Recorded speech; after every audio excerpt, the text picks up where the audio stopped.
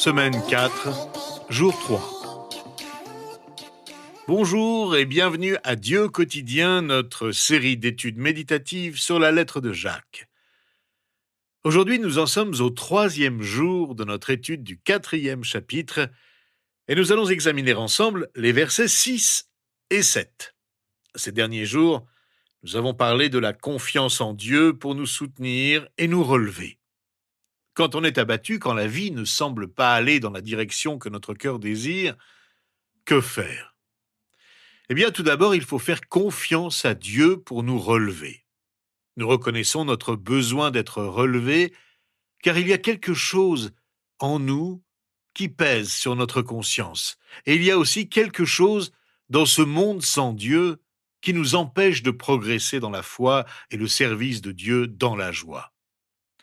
Nous avons besoin d'être repris par Dieu lorsque nous l'abandonnons et ne suivons pas ses voies. Mais nous avons aussi besoin de revenir à lui pour qu'il nous relève, car Dieu ne nous reprend pas pour nous détruire et nous rejeter, mais pour nous accueillir si nous tenons compte de ce qu'il nous demande au versets 6 et 7 de notre chapitre. Cependant, la grâce qu'il accorde est plus grande encore.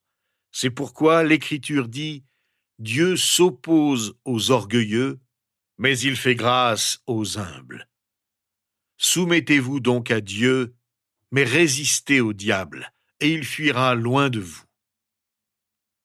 Le même Esprit Saint qui nous convainc de nos compromis nous accordera aussi la grâce de servir Dieu comme nous le devons. Cette affirmation merveilleuse, mais Dieu accorde davantage de grâce, contraste fortement avec les paroles précédentes. Écoutons ce que disait Charles Spurgeon à ce propos. Remarquez ce contraste, remarquez-le toujours. Observez combien nous sommes faibles, mais combien il est fort. Combien nous sommes orgueilleux, mais combien il est compréhensif.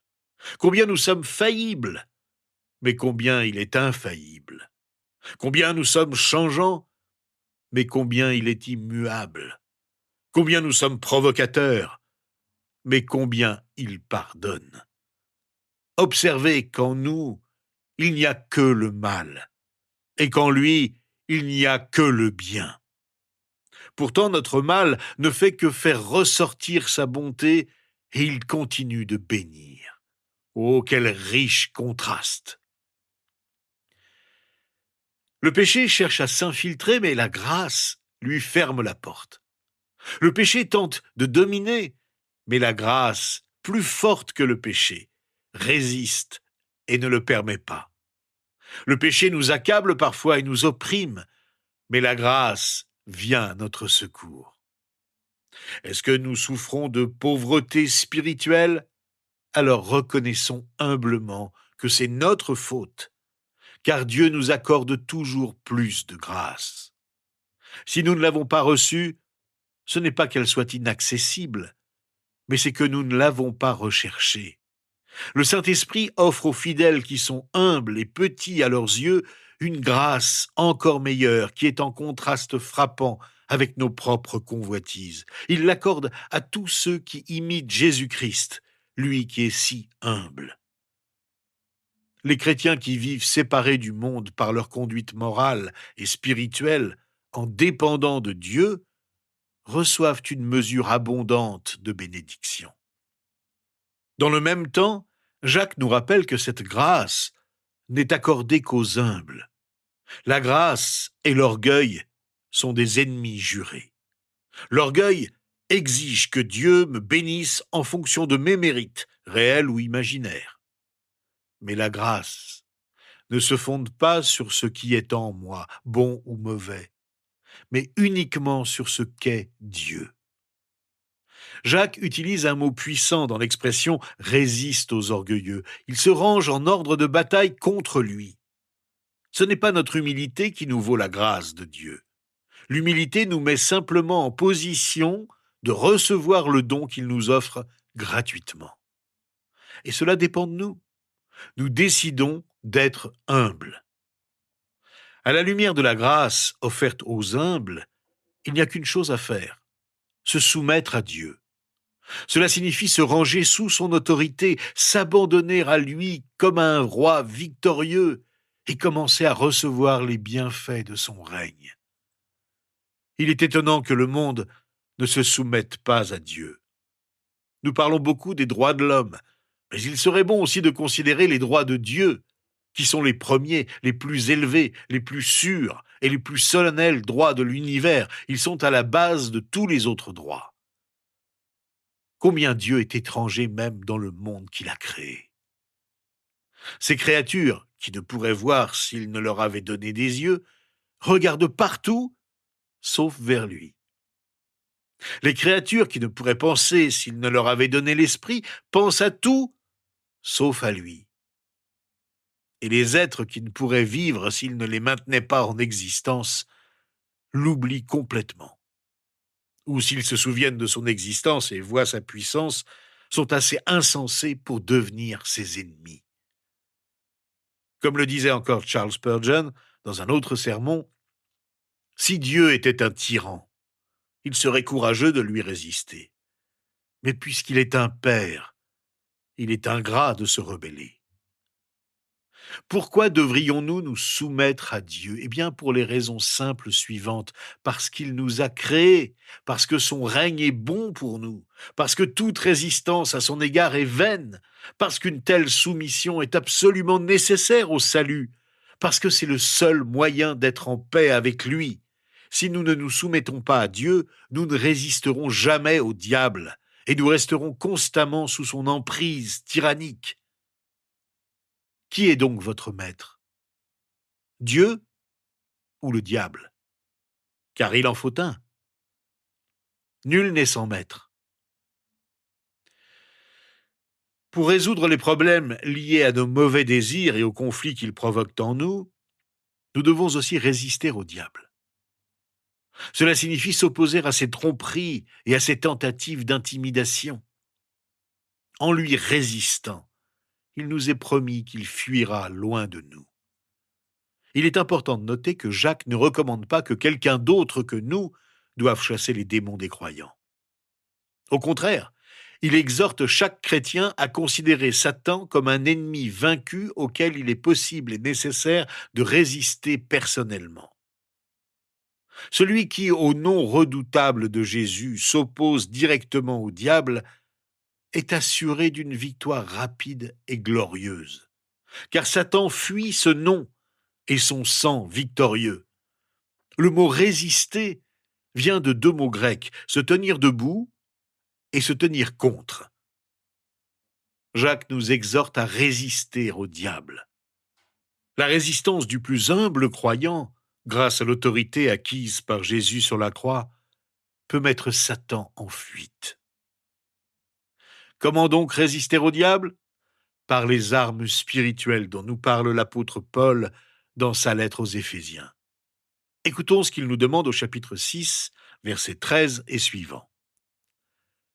Prenez toutes les armes de Dieu, afin de pouvoir résister dans le jour mauvais et tenir ferme, après avoir tout surmonté. Tenez donc ferme. Ayez autour de votre taille la vérité en guise de ceinture. Enfilez la cuirasse de la justice. Mettez comme chaussure à vos pieds le zèle pour annoncer l'évangile de paix. Prenez en toutes circonstances le bouclier de la foi, avec lequel vous pourrez éteindre toutes les flèches enflammées du mal. Faites aussi bon accueil au casque du salut et à l'épée de l'esprit, c'est-à-dire la parole de Dieu. Résister au diable, c'est lui tenir ferme. Remarquez qu'il n'est pas dit ici que nous fuyons Satan, mais que nous lui résistons. Nous n'avons pas peur de notre ennemi, de l'ennemi de Dieu. C'est lui qui va fuir loin de nous. C'est exactement ce que Jésus a fait. Il est notre exemple. Dans l'Évangile selon Matthieu, au chapitre 4, lorsque Jésus fut emmené par l'Esprit dans le désert pour y être tenté par Satan, il ne s'est pas laissé intimider, mais lui a répondu en citant les Écritures, sa propre parole. Il ne l'a pas insulté, Il lui a simplement parlé avec autorité. Ce n'est pas par nos propres efforts que nous résistons au diable, mais par la parole de Dieu. Nous ne résistons pas contre les tentations elles-mêmes, mais contre celui qui les provoque. Et lorsqu'il fuit, les tentations partent avec lui. Nous n'entrons pas dans un dialogue avec le diable, comme Ève l'a fait dans le jardin d'Éden. Nous n'argumentons pas avec lui, nous ne négocions pas avec lui, mais nous lui répondons fermement par la foi avec la puissance même de la parole de Dieu, et rejetons ainsi simplement ses tentations. Il connaît nos points faibles et sait comment nous séduire. Alors ne lui donnons pas l'occasion de gagner la bataille en entrant en discussion avec lui, en cherchant le pour et le contre des tentations auxquelles nous faisons face, sinon nous perdrons la bataille. Pour cela, il nous faut accueillir le casque du salut et l'épée de l'esprit, c'est-à-dire la parole de Dieu. Ne nous décourageons donc jamais, car nous ne sommes pas seuls dans notre combat contre le mal, contre le diable. Il fuira. La tentation satanique s'insinue principalement, sinon exclusivement, sous forme de pensée. C'est pourquoi les enfants de Dieu doivent apprendre à résister aux mauvaises pensées, qui s'opposent toutes à celles de la parole de Dieu, qui sont bonnes, parfaites et bienfaisantes. Nous devons certes résister aux pensées impures, mais nous ne devons pas pour autant être entièrement absorbés par nos pensées. Certaines personnes ne font preuve d'aucune retenue dans leurs pensées. D'autres sont totalement absorbées par leurs pensées.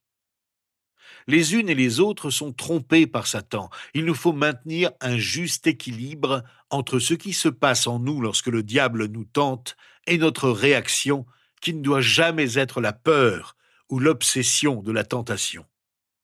Nous ne nous concentrons pas sur la tentation ou les mauvaises pensées qui peuvent nous envahir, mais bien plutôt sur Dieu. La réponse systématique de Jésus était toute simple. « Il est écrit », disait-il. Cela suffisait pour confondre le diable, qui lui aussi connaissait bien les Écritures, mais toujours pour en tordre le sens. C'est ainsi que nous sommes appelés à lutter contre les attaques du diable. Pour cela, il faut nous nourrir constamment de la parole de Dieu qui seule peut nous guider et nous aider à prendre des résolutions claires contre le mal qui veut nous détruire. Vous voyez bien qu'il ne s'agit pas de dire un simple non à la tentation. Dieu veut que nous dépendions de sa grâce, tandis que Satan veut que nous dépendions de nous-mêmes. Et si vous comptez sur vous-même pour dire non à la tentation, ne vous méprenez pas. Vous tomberez dans le piège de Satan. Voici l'essentiel concernant la volonté de Dieu pour un chrétien. Il est difficile de lui faire confiance car on se fie à quelqu'un d'invisible, d'intangible, d'imperceptible, ce qui peut nous laisser croire que nous sommes seuls dans cette vie.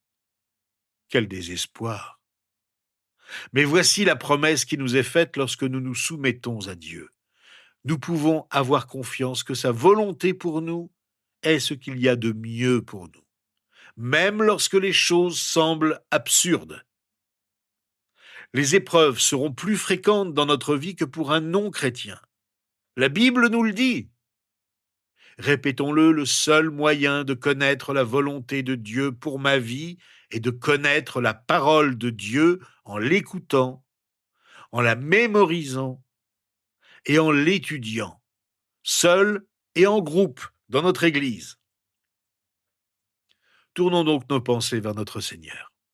Ne pensons pas constamment aux tentations de Satan. Ne nous concentrons pas sur les mauvais désirs qui veulent nous envahir, mais pensons plutôt à tout ce qui est bon, honorable, juste, pur et aimable, à tout ce qui est excellent et digne de louange, comme nous le demandent les Écritures.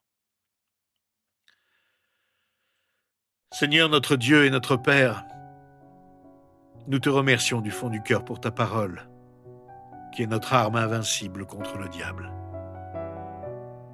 Nous te remercions pour l'exemple parfait de Jésus, qui a résisté toujours calmement contre Satan sans jamais broncher, parce qu'il maîtrisait ta parole, parce qu'il est lui-même la parole. nous voulons l'imiter, Seigneur. Ne permets pas que nous cédions à la tentation, que nous laissions nos mauvais désirs prendre le dessus sur nos bonnes intentions. Nous tournons nos pensées vers toi, ô notre Dieu. Que ta parole soit de plus en plus gravée dans nos cœurs, pour que nous y puisions les réponses au diable qui fuira loin de nous. Et c'est au nom de Jésus, notre Sauveur, que nous te le demandons. Amen. Rejoignez-nous demain. Nous parlerons de 4 autres façons pratiques de nous soumettre à Dieu afin qu'il nous relève lorsque nous nous sommes éloignés de lui.